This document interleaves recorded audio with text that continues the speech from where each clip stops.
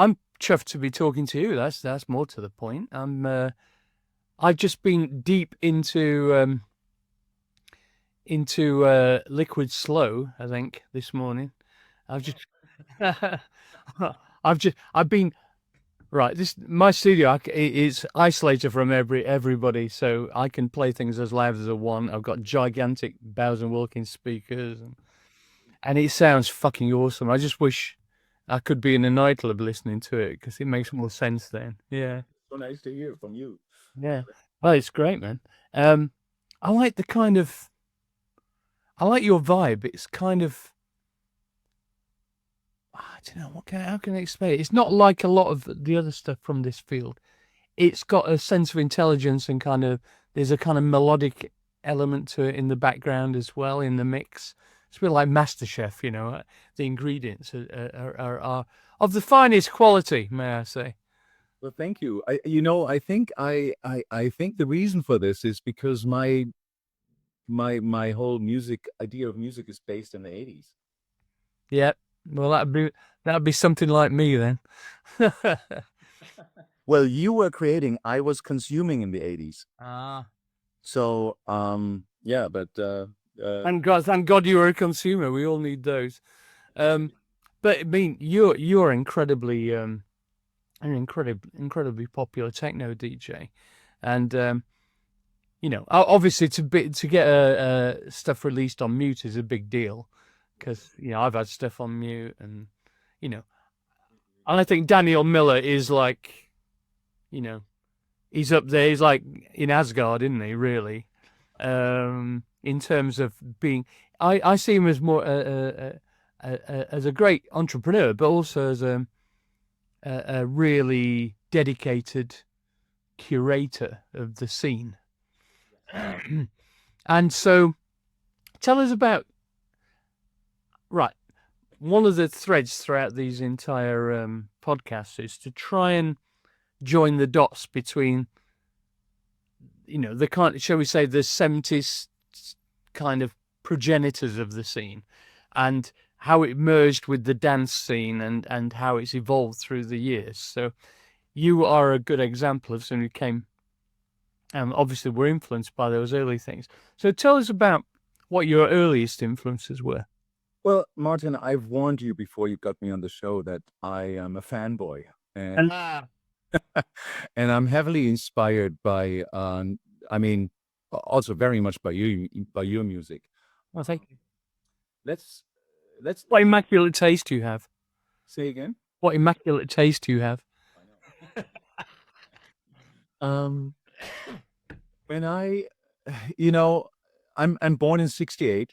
Um, so I'm kind of in the middle. So in the beginning of the '80s, that was the beginning of me consciously listening to music. So my very early influences, basically, look, the very first memories I have is listening to ABBA, my ABBA recordings out of my little tape deck, and I hid it under my pillow, and I was like recording out of the radio, you know, and then I had my snippets, and I was listening to this at night, and I think these were the first, um, um, yeah, these were the first experiences for me where I really realized the power of music, like what the feelings that can give you, the power, how it can open it new worlds, you know, fantasy worlds where you're just like, oh my God, this is awesome. And the melodies was what hooked me. But fast forward a little bit into the mid 80s, when I started to DJ myself a little bit in, you know, my beginnings of DJing was, I'm not coming out of a musical family, so I have no musical training, no nothing. Same here. Yeah. Yeah, I know. And so I always felt like DJing for me is the easiest way out, you know? It's like the easiest way to make music, and to fulfill this dream of like sharing this power of music in a way. So when we had the first parties, I was like 14, 15, 16 years old in friends' basements. I was the one who had the biggest tape collection. And I was always like a little awkward and social settings anyways. And I was like, you know what, guys, I'm gonna stand in the corner, make the music for you guys, while you can dance around. Because the other thing was, if anyone else did it, I was annoyed by it. Just like, how can you play this after this and after this? So yes, though the 80s music played a big part. And one of the moments in my life was standing in a club. I think I was just 17. In Germany, we didn't have like this age thing, you know. Like you could easily go out to clubs with 16. And I remember the club was called Vagazza, and I'm out of a little town near Frankfurt. It's a little bit further away. And I kid you not, the Human League goes on with Being Boiled. Yeah. And I'm just like, what the hell is this? Like, this caught me. This is like, oh, and this got me totally into this new wave of what we call it today, new romantic. I'm not sure if you called it like this. We were never new romantic. I suppose that was like Duran Duran and Spandau and all that stuff, which was more kind of commercialized. We were from a slightly darker place. Until Heaven 17, obviously, then we went for the jugular, but yeah. Yeah, I know. And you know, and this is like, what a big deal it is for me to finally talk to the person who actually produced this track. But there must have been other tracks from that period that you were influenced by as well. Thank you so much. Oh, absolutely. It was more like this, but this was a moment where it was new. I mean, this was new. I was very influenced and a very great fan of also alternative stuff. And I'm a big The Cure fan. Robert Smith is Right. absolute genius. But I have a 4-year older brother, and he had always a really nice record collection. And I sneaked into his room and I listened to his stuff. And this is where my love for early Genesis and Peter Gabriel came. Yes. Absolutely. Like Peter Gabriel is like, oh my God. Yeah, as soon as Peter Gabriel left, it was all over for me, I'm afraid, with Genesis. Yeah, I mean, yeah, you could say that. Although, you know, I'm kind of like a pop person as well, you know, and it doesn't come across in my techno for some reason. I stay away from anything which would be considered commercial because I cannot just play it. But if I listen to, for example, I mean, there was some Genesis albums later that I enjoyed listening to. The Mama one, I'm not sure which one was that, or Home by the Sea, Second Home by the Sea. I don't even remember the names of them. No, you've lost me. I never listened to them after Peter Gabriel left. But the early Peter Gabriel, like for my most favorite is Melt, his album Melt. Right. He also did a German version of that one. Really? Yeah. I actually just ordered it at his Real World Studio store. You can order the. All right. I'm trying to. I haven't directly approached him yet. I have met Peter Gabriel a few times. I did something at his what's his festival called? I always forget. You know, the one, anyway, he does a festival every year for world music, and I performed there, and he's a nice guy. I know several people who know him, but he's just so busy all the time. You know? I have a funny story to Peter Gabriel. Do you want to hear that? Tell me. Funny stories are good.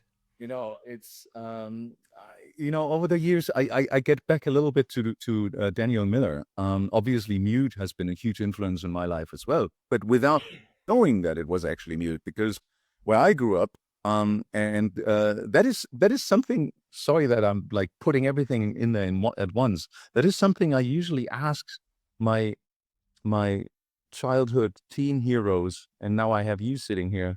Were you actually aware how much of an amazing time you were providing for kids all around of the world? Not really, no. In the weirdest places, like I'm in this little village, and we were listening to Heaven 17, Let Me Go, Temptation, like up and down in friends' basements, and we're just like, oh my God, how good is this, you know? And I asked the same question to Daniel, but it's like, you know, were you actually aware how influential you were? Not really at that time, but the what's interesting is, you know, especially because of the podcast thing, people have a more direct line of contact to me now. And the amount of people who, for instance, grew up in tiny towns in America, where to be an outsider or a maverick away from soft rock or whatever, the local touring bands or country and western, whatever. To have to establish an identity as an outsider was very much wrapped up in that kind of music at the time, and the number of people who come back and said, it changed my life. I'm not bigging myself up, but I didn't realize it at the time. I knew what we were doing was innovative, but you can never tell what impact it's going to have to. I mean, I can look back on it now and say I'm proud of it, but Oh, absolutely, you can be, and you can't even measure that. In I guess not in numbers or something like this. It was so inspirational back in those days. Anyway, but you were buying records, but you were not necessarily looking at the labels which the records put out. It's not like today, of course. Now in my techno world, labels play a huge role. You look and labels, what do they release? But back in those days in the 80s, I was just going into the record store, and I was just looking through and finding records. Later on, I found out probably 50% of all these records were released on mute records, And I met Daniel first in 2003. It was. I released some stuff on Nova Mute, and I wanted to release my first album on Nova Mute, which Seth Hodder at that time declined. He was like, we're full of albums. We don't have any use for more albums. But I remember while I was playing my album to Seth, who was the A&R at that time for Nova Mute, Daniel quickly came in, and I was like, it's Daniel Miller. I'm like, man. And over the years, he's always been so curious about music and about what's happening, and especially with Nova Mute pushing the techno, he was always very, very curious of what's going on in the techno world. So I started, he DJs, so I started to meet him at DJ gigs. We started to have some dinners together, and this is kind of how I started to meet him a little bit closer, and I would almost say we became friends over the time. And then I started to produce a little bit more my melodic stuff, which is released on Mute, which again, and I'm coming back to Peter Gabriel now, is very, very heavily influenced by these, especially tracks like Biko, Yes. The vibe, the bass lines, the whole thing. It's just, wow. Creating a cinema, a film in your head. Writing imaginary soundtracks to an imaginary film is how I view it. Absolutely. And since I'm not a very musical person, and I'm not really a big keyboard player, I've never really taught myself like you did how to play the keyboard. I'm more a drum machine person. And so I got together with a good friend who's an amazing musician, and we started to make more musical stuff, which I then played to Daniel, and he was like interested. And this is how my first album on Mute, Burn Slow, came about. So when the second album came about, and I did a track which was, and I haven't told that story before, so we keep this between us, okay? So I was like, sometimes my ambitions are a little bit too much. And I did this track, which the instrumental version, I'm not going to say which track it was on the album, but for the new album, Another Day, and I had the instrumental version, and I was just like, oh my God, this is so Peter Gabriel. Like this, right. Peter Gabriel. And then I was like, Daniel, like, Daniel, I know, and he hates me for this because he's always like, in the first album I had Gary Newman on. Yeah. I listened to that this morning as well, yeah. Yeah, because I know the manager of Gary Newman really well, Aid Fenton. He used to run a label in the 90s, techno label at the same distribution that I was. So so it was easy for me to access him. But Daniel is a bit more like current thinking, he's always like, hey, I know you like the people who inspired you, but maybe you look out for some new talent as well. But at that point, I was like, Daniel, do you know Peter Gabriel? He's like, have met him once on a ski slope in the 90s, Right. We skied a day together, but that's it. And like, Daniel, how much credits do I have with you? How much bonus points do I have? Can I waste all of them and to take this track and just sail it off with his manager? You're Daniel Miller's. People will listen to you and tell him like, hey, I have this really weird artist on my label now. He's a really big fanboy. Would you listen to this? Because he might be thinking, could you do something? Like, imagine that. And because I told Daniel, is like, I know when he hears this, he will like it. And guess what? He heard it and he liked it. And I do have an email from Peter Gabriel saying, I like this track. What is the idea behind it? What can we do? But as you say, It was too busy. Nothing ever happened afterwards, you know. But I made it so far, and I was like, oh my God, this Yeah. really inspired me doing this music. And he actually says he likes it. This was kind of like almost knighthood. An endorsement, yeah. I've been chasing Brian Eno for Oh yeah. a year. I know him, and I've spent time with him and stuff. And he always says, "Yeah, Martin, we'll definitely do it," and then it never happens. He's so insanely busy, and it's a similar thing. I'm just such a fan. In fact, I go as far as to say my career probably wouldn't have happened were it not for early Roxy music and ambient music and all that stuff. Anyway, Those pivotal moments, right? And you're yeah, something precisely. you can put it back to like this changed a lot of things for me. Yes. Okay, so we are. So when did you start DJing? Kind of teens, is that right? Yeah, it was like, as I said, the tape decks where you Yeah, did yeah. party, and then in like tennis club places where you could rent the place on a Saturday night, and we just opened it up and we set up a little sound system, and it was still with tape decks, you know, and I was playing your stuff, your music, baby. Right. So I was playing like the best music that I felt that was currently happening out of that. How does that go down in golf clubs? More tennis clubs. We had a little tennis Clubs. clubhouse which you were able to rent on a Saturday. Oh, I see. So it was like a dedicated audience, right? You just invited your friends, and your task was to quickly forward and rewind those tapes, so you would get the next track when the one is over, and just switch over and play the next piece of music. It was kind of my beginning of DJing. And then in the very early 90s, I started playing in a club because I have an older sister as well. My siblings helped me very much with my early career, I believe. Like my brother, I told you, he has this record collection. My sister was always working behind bars and clubs.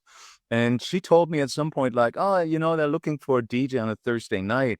And I told them, my brother is like, has this tape collection, has some vinyls, you know, maybe you can try him. So I tried it there, and that was my first residency. Fantastic. I've never heard. You're the first DJ that I've talked to who ever said that they started DJing with tapes. It's great. I just did an interview with Judge Jules actually, and he's really. I mean, obviously he's got his thing going on, and he was like #1 DJ in the world in the early '90s and blah blah blah. But it's like very traditional methodology, you know. And I like people who have a different kind of vibe to how they put things out. Let's just go back to. I'm just looking at my notes now. So you started when you started getting um, a bit more popular, you were doing much bigger clubs, right? So how did you get the chance to do some, like Space and Amnesia and Fabric and all that stuff? I mean, that's just a process of building up, is it? It's a process of building and building and building, and also the luck to be in the right place at the right time. Yes. In some of those moments, when I DJed in the club first, it was not really techno. I was playing everything, you know, and everything that would get people on the dance floor, but again, which I liked, you know. So in the early 90s, around 91, 92, let's say 92, techno music became more and more popular, you could say, especially in our area, because Frankfurt wasn't too far away from Frankfurt. Frankfurt became quite a techno capital of the world. And that was another, what do you call it, pivotal moment in my life? Pivotal, yeah. Epiphanal. Epiphanal, yeah. Moment in my life. I was in a weird club with my sister, but with her boyfriend at that time. It must have been late 91. And I'm standing on the dance floor, and the DJ, it's just a random commercial club, and the DJ suddenly puts on Plastic Dreams by JD. Do you know this track? I don't know that track. Yeah, so this is one of the let's say first that's more commercial tracks, which was released on R&S Records, Belgian label, and it just blew my mind. It was just like, oh my God, this is amazing. This is what I want to do. Like music where I want to get into. So I got more into techno, and I bought more techno records. We had a great record store which put aside some techno records for me, but I couldn't play them in the club that I was playing. But that club closed down in '93, and so I took that chance. I went to university by then, but I took that chance. The owner said to me, "He's like, you like the new music. Why don't you take that club over and play you music then there?" And I was like, "Okay, I'll do that. I'll rebuild the club a little bit." And because I knew this was my chance to be playing the music that I really enjoyed in a new way, the techno music, Yeah. getting a full-on wall of sound, Yeah. Yeah. people, not necessarily singles anymore, not let's say regular singles that are played in the radio, more like more abstract beats, patterns that would be running like that, the idea of techno. And I knew nobody would book me because I like, why? So I needed to create my own club to book myself. And I put myself on a bill on a Saturday night and I was like, I'm playing techno now. And this is kind of, I was a very bad businessman. So this club only lasted for a little bit longer than a year until I had loads of debts with the bank and they wouldn't get me any money anymore. And so I had to basically stop. And at that time, I had to make the decision, am I going back to university and pursue some weird life that I don't know what I want to do? Or am I going to stay in the techno business? And at that time, somebody in Frankfurt at this one techno label called ITU Art House Records were looking for someone who just did some like controlling, or they were like, you were in the university for like a year, you're qualified for us. This is like kind of the standard. That's all right. You speak English well enough, because I used to spend I was a year in high school in the States when I was younger. So you can communicate with our English office. Perfect. Come in. So I was basically working there, and this record label was very close connected to one of the most popular techno clubs we had at that time in Germany, the Omen Club in Frankfurt. And I was working there for like maybe half a year. And then after half a year, I was sitting there on a Friday night, and one of the A&R people came in who was a DJ playing at that club. And he was like, you're a DJ, right? I'm like, yeah. My colleague is sick tonight. I don't want to play all night. I have asked everyone. Nobody has time. Would you come in and play like the beginning bit? And I'm like, oh, sure, of course. Oh, great. The most famous clubs. All right, okay, I'll do this. So I went in, I played, and I wasn't really in that club before because I always played random gigs somewhere else. So on the weekends, I was like out and about in other places, and I wasn't living in Frankfurt at that time. So I had no idea what was running in that club. So I just played my music. And apparently people enjoyed it. So instead of only playing till 1, I ended up playing till 4 because the DJ, the A&R guy, was standing behind me. He was like, "Oh, you're doing that quite I walked down to the managers, and I was like at the right time in the right place, obviously. And they looked at me. He's like, "We heard he did well up there. If we ever need you again." And I was already invited back the next week. And then I was basically a resident of this famous club, which elevated you to play other clubs. And then you automatically met more acts, DJs, producers, because they were invited to the club. I was the resident DJ. It was my DJ school. You had to start the club. You had to lay it out for the guests to come. A lot of English DJs came then, the Advent and Regis and all these guys who Surgeon. I'm not sure if you're familiar with some of these names. Yeah. Really big in the 90s, who were really like influential in the 90s, and they were all playing there. So I got to know all these people. And that was like the perfect entrance in this whole big scene. And I kind of built up on this, and then I started because I felt already in '95 that it's not enough to just play other people's music. I really wanted to also play my own, because I wanted to get my idea across. Yeah, of course. Find those records. So I knew I had to do them myself. And this is how I got into production in '95 then. Fantastic. So your first release, what year was that? That was in '95. 95. And was it a big success? Not really. It was okay. I was happy to play it. It was not under my name. I just it was on a record label with a friend of mine. But it was an entrance into this whole scene. And then we started a house label pretty soon after with my friends who I produced music together. And that actually became really popular. That label pretty quickly. It was called Soap Records, and it was picked up by some American artists from Strictly Rhythm in New York.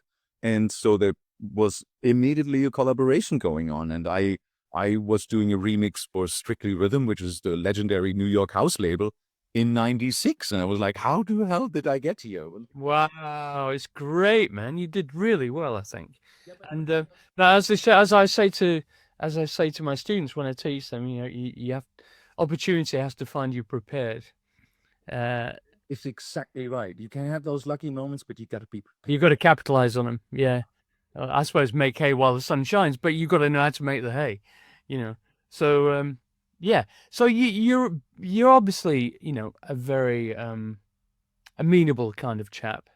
You obviously get on well with people, and that's just such an important skill to have for people to be able to do collaborations. And you've done a lot of collaborations, right?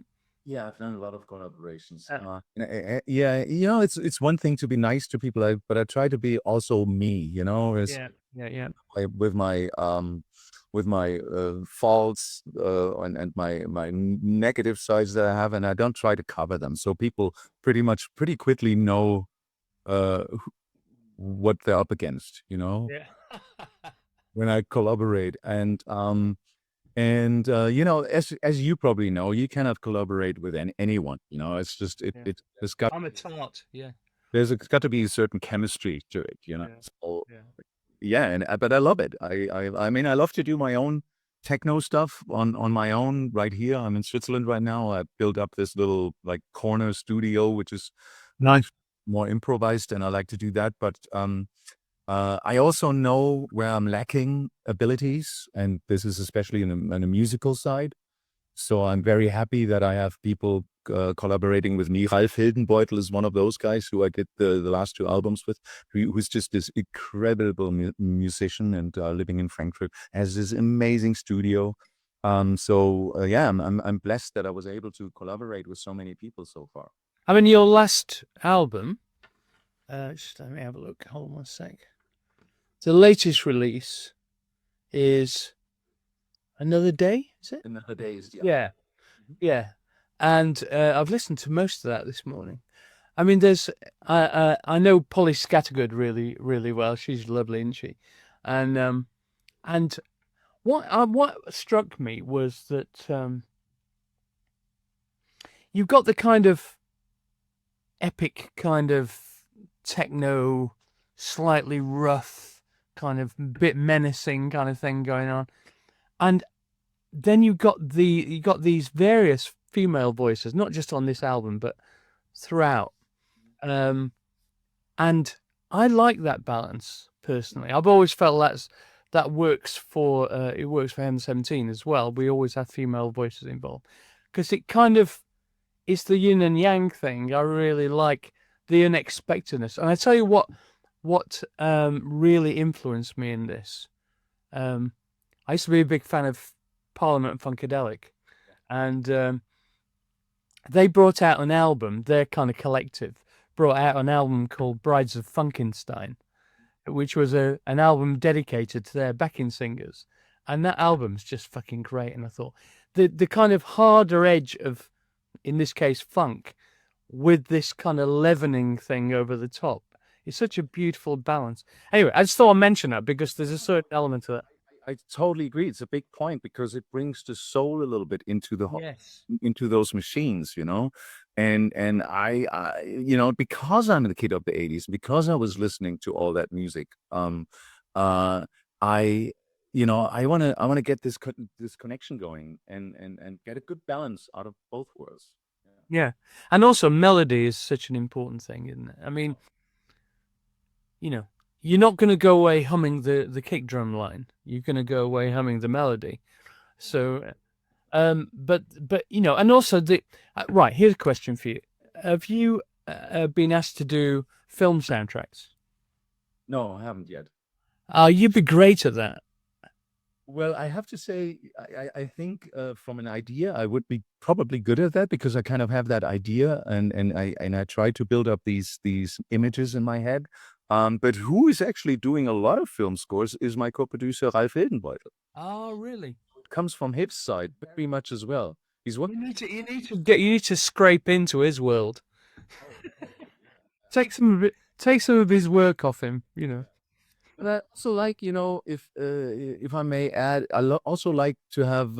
I'm a very old school guy when it comes to albums, and I think an album has to tell a story from the beginning to the end. Totally. And it's meant to listen to from the beginning and the end. And I know we're living in the times where the attention span is maybe 8 seconds or something like this. But I still try to to teach even my younger audience, like, take your time and listen to. Yes. And one of the amazing examples, let me be a fanboy again, is one of my most favorite Heaven 17 albums is How Men Are. It's my favorite of all. It's yours as well? Yeah. Oh my God, that's great to hear. And it's literally a journey from the beginning to the end, which completely is perfect. It's just totally makes sense. It gets you through this record, and then it ends up in this epic, and that's no lie, 10-minute epic thing. And I had to tell you, you talked about melodies, the breakdown with the piano. Yeah. Beautiful. Yeah. Martin, how many times was I sitting like at school or on school trips we did to the mountains and with friends in the bedroom, and we'd put on the boost the big box and had this track running, and then the piano comes on and I'm just the master and playing the air piano on that one. Yeah. Yeah. If you ever need an air piano player on that one on backstage, I'll be there. And it's just ingrained in my brain. It's just like, this is experiences that you want to pass on to people. I want Oh, that's so kind of you. Thank you. We've just been performing, and that's no lie, on tour, the full 10-minute version. And because people, we have to warn them in advance, say, look, we're the world's first self-defeating group. We wanted to release this as a 10-minute single, and they made us edit it down. Of course, it didn't work, but but playing it live is just an incredible joy. And because we've got fantastic backing singers now, we can reproduce that amazing, those amazing textures. And that was our kind of attempt at like a Surf's Up or I don't know, I suppose like a grand concept album. Oh, you were very successful with this. Oh, thank you, Chris. You want to be my PR man? Oh yeah. Happy to do this. 10-minute version doesn't feel like 10 minutes. It feels like 3 minutes. It's just like it could just it's perfectly laid out. It's a perfect example of how arrangement works and how it should be done. Well, let me tell you and the listeners that was a 72-track mix, which was all run in synchrony when we were mixing it, and then it was mixed in sections. So can you imagine, every time you stopped the tape, you had to wait between 10 and 15 seconds for the 324-track tapes to resynchronize. Hey, people will never understand the pain that we went to, but in the end, it's worth it because it sounds incredible. And that was created on one of the most beautifully crafted ever mixing desks, Neve. I can't remember the code number, but it was like an analog Neve, basically. And in fact, it didn't even have automation even. So we had the three of us from the band plus the tape op and the engineer at some point actually moving faders live on different edit sections. It took us 3 days to mix that track. Yeah, I wanted to ask you how you did this track. So well, it was literally like the Beach Boys would have made, to a certain extent, in terms of editing. It was like kind of Good Vibrations or something. It was mixed in sections, and deliberately wanted it to sound. He wanted it to flow, but also to sound like you were traveling through different kind of conceptual worlds. Oh, absolutely. Yeah. Anyway. Yeah, but can I? Yeah, of course. Yeah. How did you come up with the idea? How was your working process, especially on this album? Did you do the instrumentals first? Did you did you work with Glenn closely together? Like, did you play in the instrumentals and he was like coming up with the vocals then? So we always used to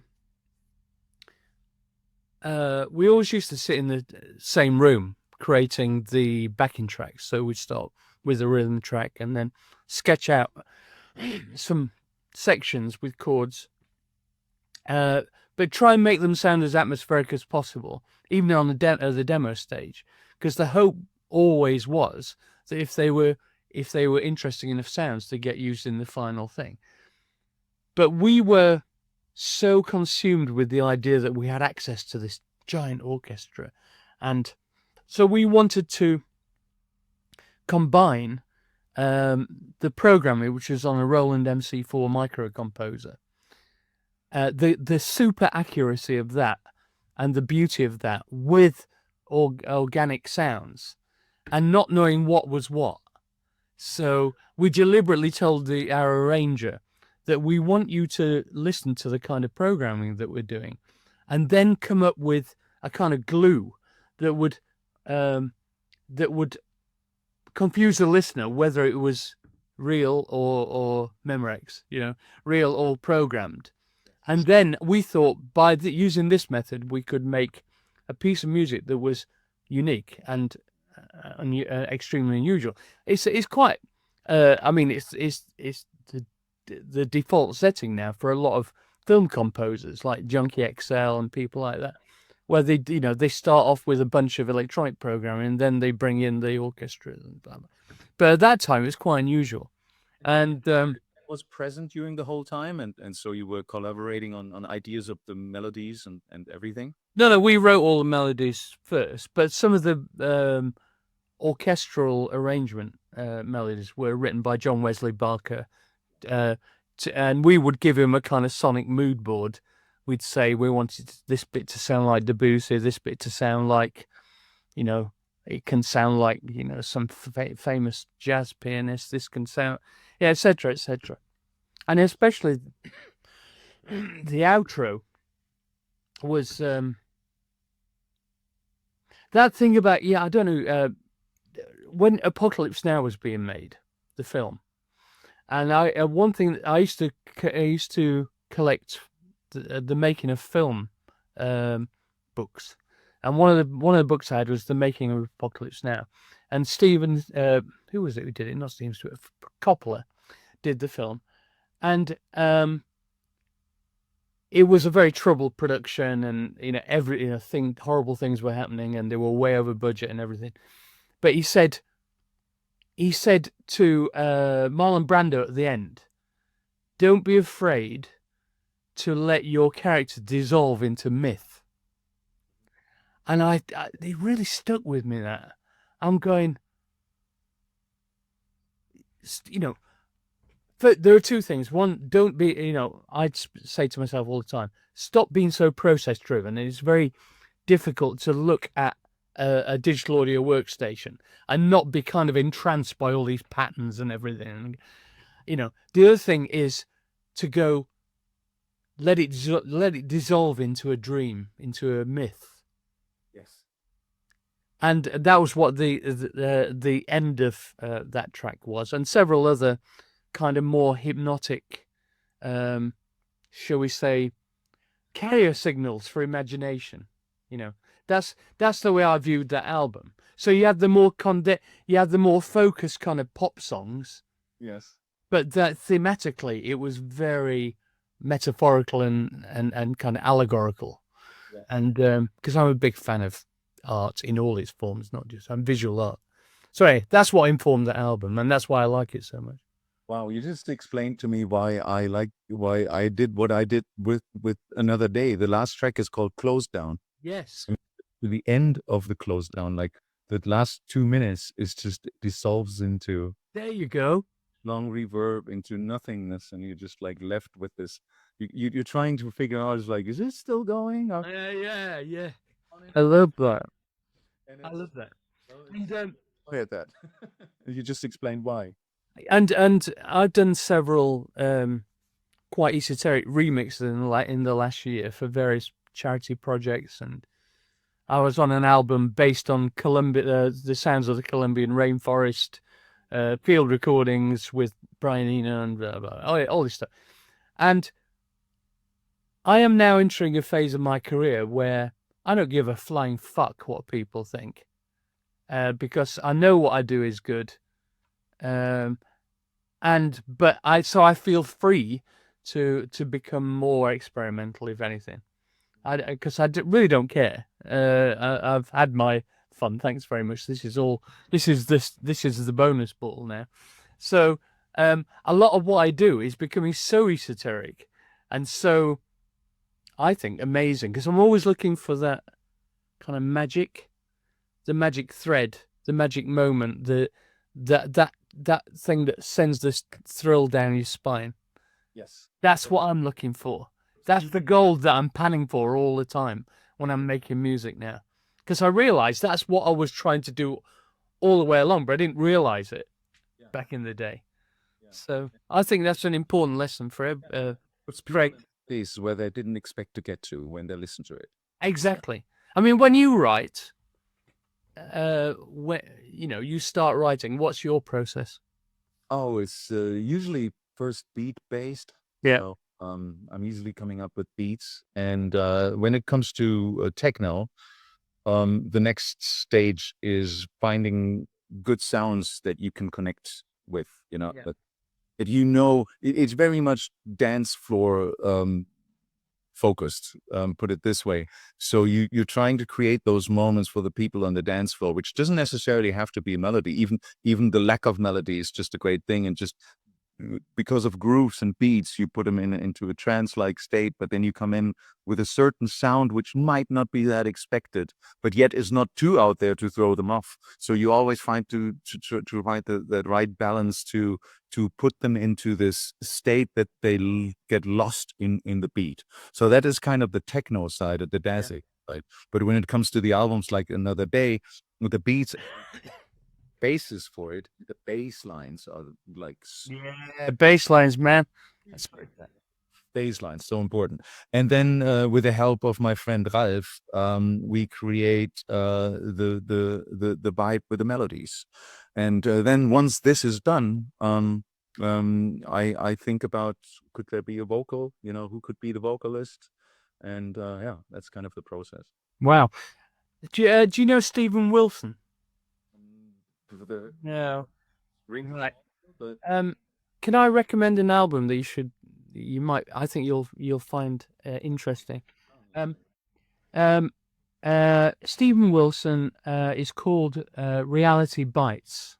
Stephen with a PH or V? PH, yeah. He's I suppose what he terms he's a producer, but he's a writer as well. He used to be in a band called Porcupine Tree. And his thing is I think he calls it neo-prog. But it's this current album I've just told you about he's now moved into he's done an experimental electronic pop music album, and the hybrid of his kind of love of that kind of neo-prog with it is really fascinating. I think you'll find it interesting. Anyway, from a textural point of view, it's not about how great the songs are. It's just I think you'll find the mood interesting. Yeah. Reality Bites is Yeah. Is released when A year ago, I think, or 18 months, something like that. It's really good. I really like it.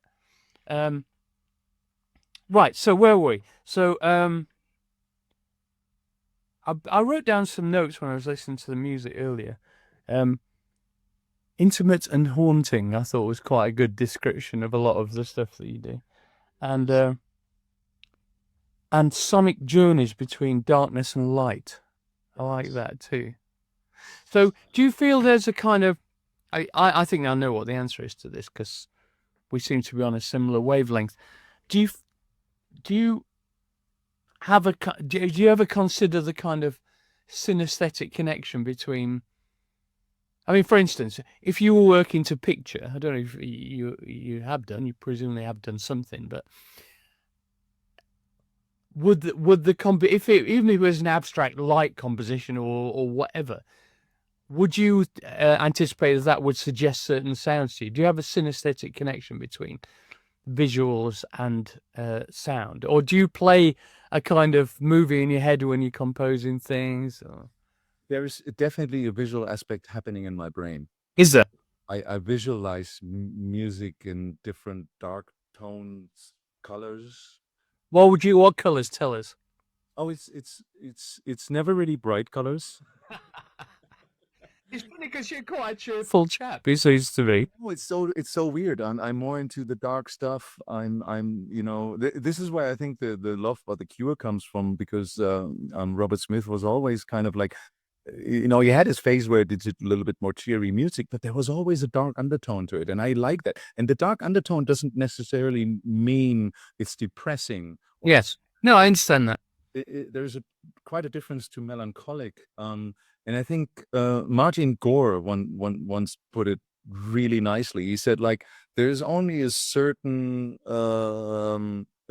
depth to happiness, shallow up there, that oh, but when it comes to melancholy and deep darkness, it's endless. There's no bottom there. You can explore so much, and I think that explains it really well. And I get into these. It's not necessarily dark worlds, or worlds where you don't want to be in there. It's just it feels somehow warm. Pictures are warm, colors are warm, but yet a little bit more dark. Yeah. Somber. I like that word, somber. Yeah. Okay, here's a good question. What is your most what is the darkest piece of music that you've ever composed? And I'll go and check it out afterwards. Probably on my first album, Evolution, which came out in 2003, which please do not judge the sound on that. Right. I was in a phase where we just discovered new digital stuff, and Right. we overdid it. And it was just, when I listened to it today, I could just like punch my own head all the time on the table. But the idea behind it was to have it just relentlessly dark, trippy techno tracks that are working on the dance floor. It was very dance floor oriented, very hard. It's very, very hard and very sinister and dark. And that a little bit of this I brought over to the Burn Slow album with a track with Gary Newman on it. Right. I heard that too, yeah. It's just kind of like a droney track. There's not really much beats in there. And it is based on kind of, I actually wrote the lyrics for this one. I'm not really a lyric writer, but these lyrics came and I was working on this droney track. When I asked Gary Newman to, is like, would he be up for reading my lyrics over this somehow? Listen, people can only say no. That's my view on all these things. Exactly, and it happened, and there's a certain, like, there's a darkness in there. This is probably the darkest stuff I've done. Yeah. And what's the lightest thing you've done? I mean, I don't mean that as an insult. No, I know. I mean as a kind of more, shall we say, more optimistic.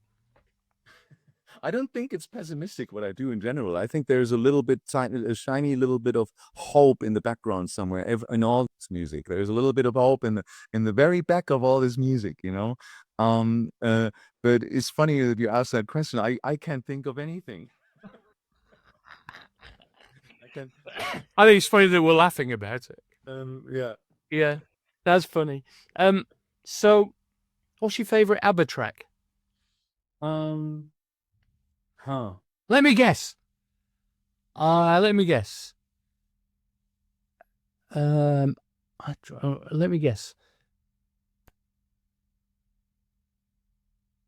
SOS. No.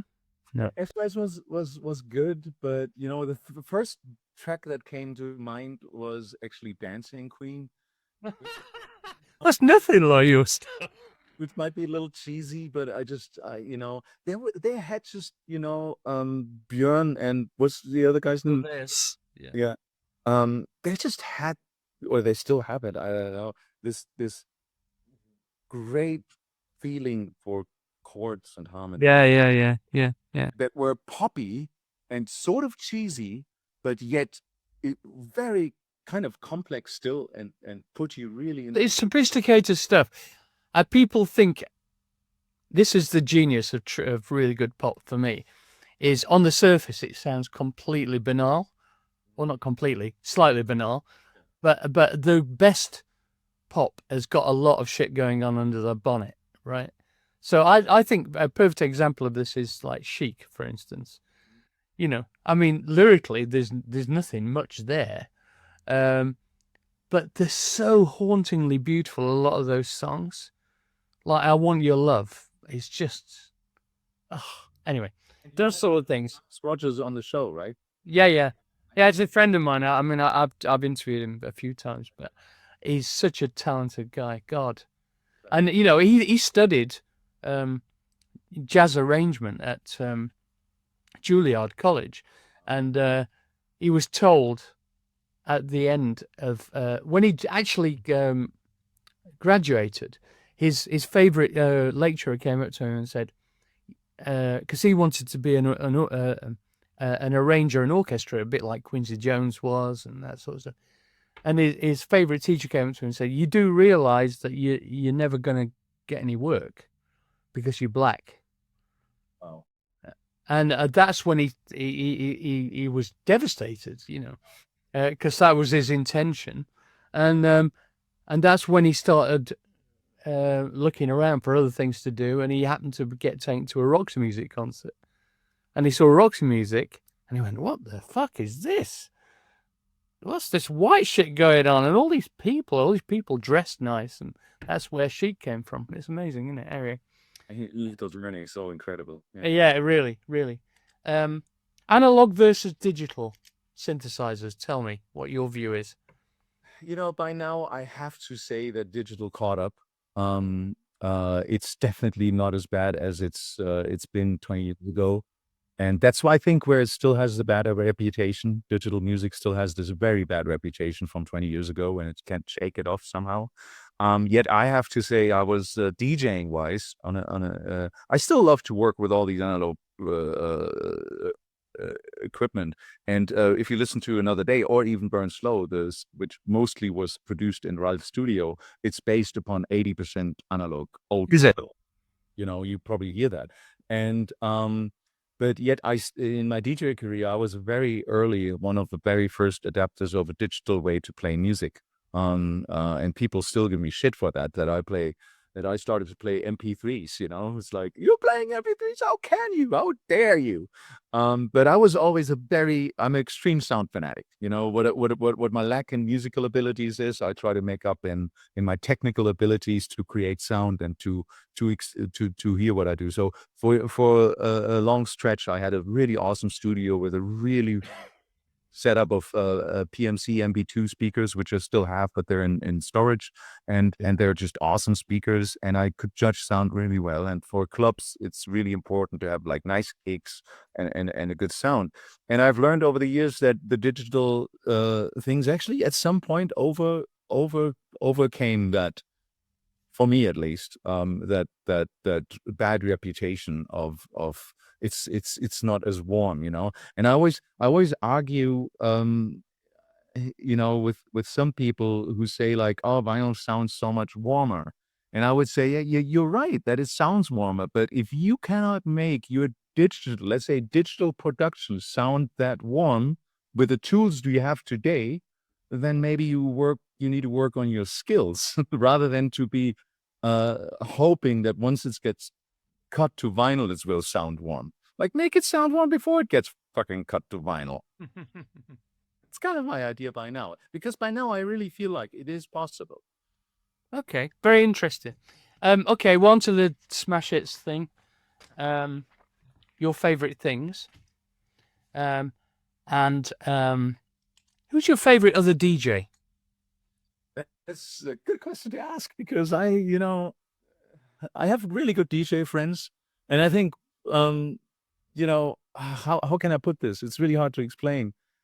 When it comes to DJing, let's say I'm very confident, and I always think like, you know, I know how to DJ. There's a lot of other DJs who have different approaches, but if there's nothing in the world that I can do, I know what track to choose after the one which is running and how to mix it in. So it's hard for me to judge other DJs. But one of my best DJ friends is Ali, who's better known as Dubfire, who used to be in a band called Deep Dish. I'm not sure if you've heard of. Oh yeah, I've heard of them. Yeah. And Dubfire is an awesome DJ, and he's but I wouldn't judge it from the DJ skills. It's more like because I'm good friends with him, you know. Yeah. Interestingly enough, I mean, you know, I do a bit of DJing, nothing like on your scale, obviously, but and then you get a lot of people saying, well, anybody can fucking DJ. Well, of course they can, but the skill is in reading the audience. The skill is in blending it together to create a continuum for people to become entranced, basically. And that's what you do very well, clearly, or else you won't keep getting employed in these giant clubs. Yeah. Anyway, so next is, what's your favorite film? You know, there's one film that really lasted for quite a while. I watched that back in, I think, in 2018, and it just made a lasting impression on me. And it's kind of a small budget film, and it's called A Ghost Story. Oh, Not to confuse it with Ghost Story, which was kind of this big budget film with what's her name, Scarlett Johansson. A Ghost Story, I think it's the brother of Ben Affleck who produced this, and it's a beautiful movie about a couple that moves into a house, and the man dies, but he doesn't die, and he's as this ghost, and it's literally like they put this blanket over him, so he looks like a ghost, like a kid would draw it. But it's a very touchy, very sad movie, and because he's kind of trapped in this house, and he's around his wife, and he just basically she doesn't notice him, but he's always around, and he stands in the corner, and he watches over the years what's happening. Oh, that's sad, isn't it? And it's like, oh, it's very touching. Even when I talk about it, I get goosebumps. Yeah. I shall look out for that. Oh, shit. Yeah, excellent. Favorite book? The last book I read, which was very touching, and I never read it, even though I had it for a long time, was Siddhartha by Hermann Hesse, which was like, it's a really small book to read, but it's really awesome because it tells a lifetime story of an enlightened being, a person.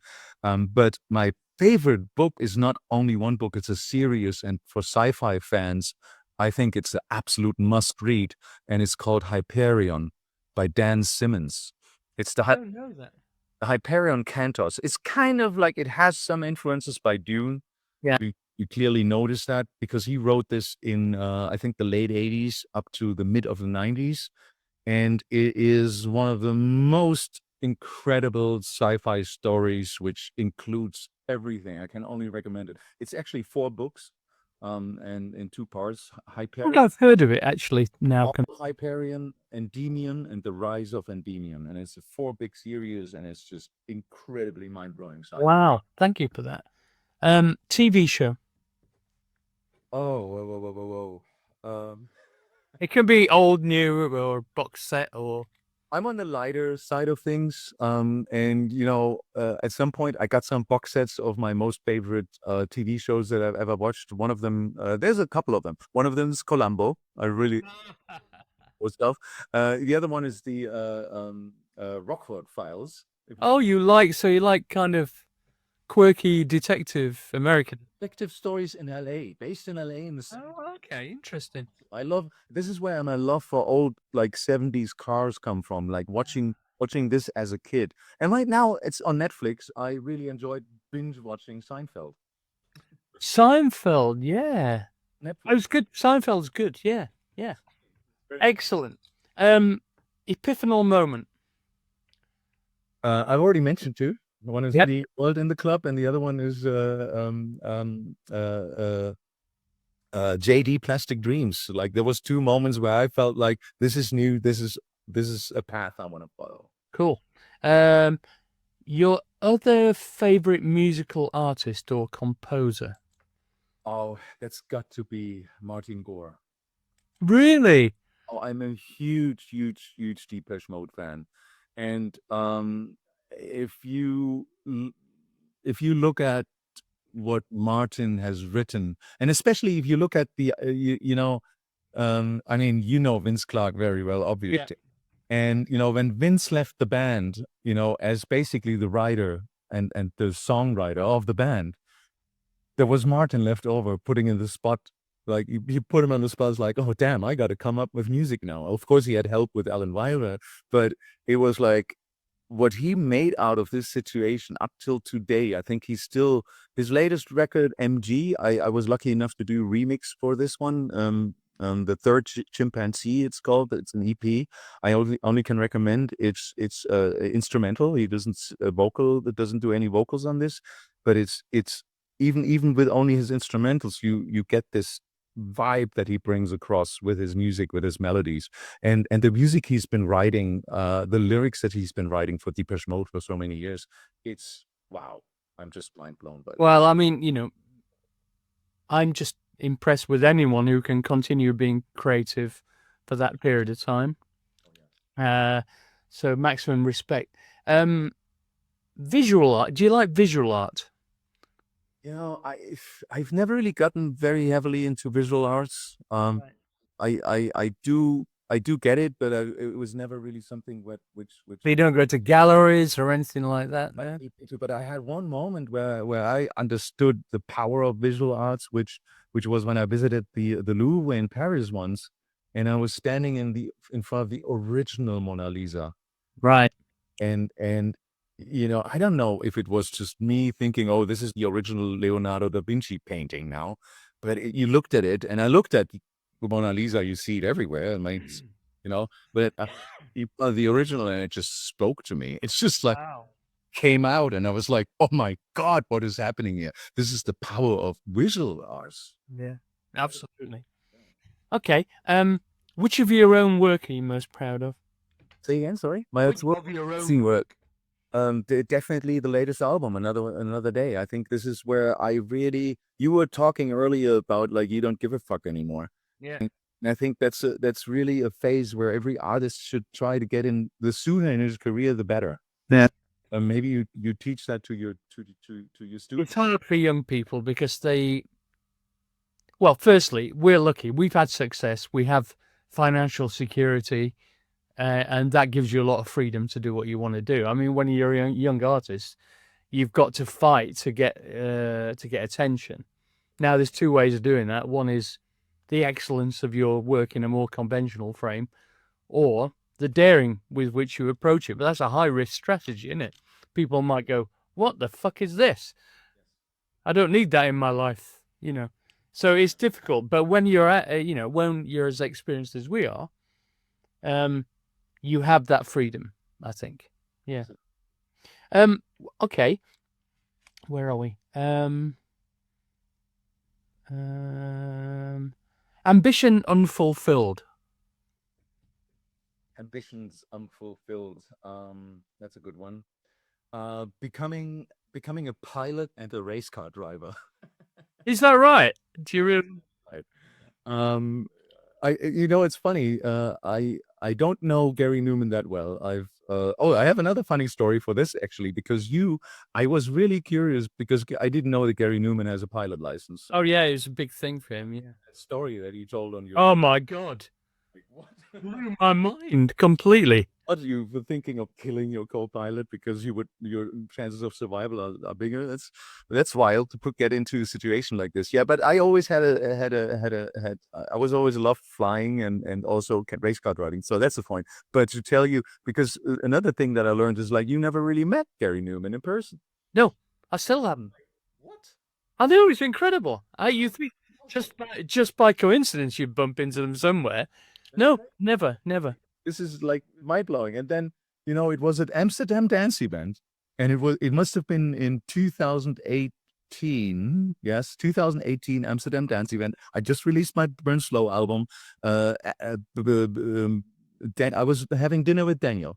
This is Daniel and me, and I'm sitting there with him and talking to him, and then Ade Fenton, the manager of Gary Newman, is texting me, "Hey, are you in town? Because Gary is playing." At that point, I've never met Gary in person. Gary is playing at the Paradiso, and we're soon done with it. You can come by and say hi to Gary.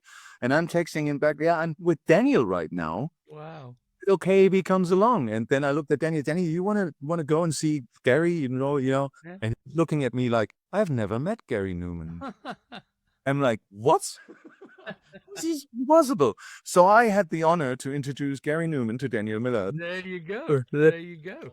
So apparently Gary Newman is a very private person. He doesn't really like to meet people, apparently. Yeah, he doesn't, and I think he's become a bit more open nowadays. By the way, his last album was really good, I thought. Very awesome. And Anyone. but yeah, he was a very private person back in the day, and I think people misinterpreted that as being a bit snooty, you know, standoffish. But I think it's more to do with his character. Really, he's a lovely guy anyway. And finally, oh no, before I ask that, what's your current projects? What have you got coming up? Are there any world exclusives? I have world exclusives. I'm working on basically turning the whole Another Day album into a live set. Great. Which is kind of challenging for me because it's going to be a live set that people should be able to dance to. Yes. So I need to walk the fine line between keeping the idea and the vibe of the album alive with the vocals, but yet also, I'm running a little bit between two. I'm sitting between two chairs, and I already noticed that with the Burn Slow album. People who know me from a DJ perspective and from my productions as a DJ and techno DJ, they expect dance music from me. So when they get an album like Burn Slow and Another Day, they're like, huh? Well, but you probably big enough to carry your audience with you. Well, I would say with the second album now, people are getting it more and more, so that's nice to see. But now I want to find to bridge the gap between those two worlds. Right. That's a trick. So that's a trick. Yeah. But I think That one a little bit. It's a good ambition, though. I think it's a good thing to do. A couple of things. One is, do you know about MOMEM in Frankfurt? MOMEM. No. MOMEM. There's a new electronic music museum opening in Frankfurt. Oh, of course, yes. A friend of mine, but I didn't know the. Yeah.